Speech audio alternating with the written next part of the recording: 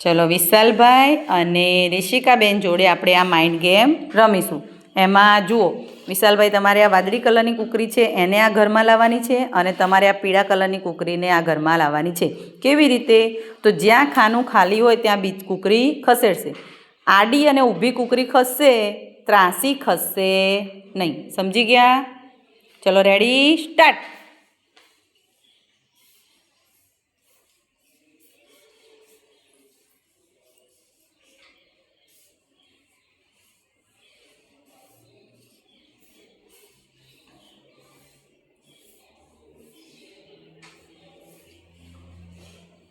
બરાબર છે, ઝડપી કરો, ઝડપી કરો.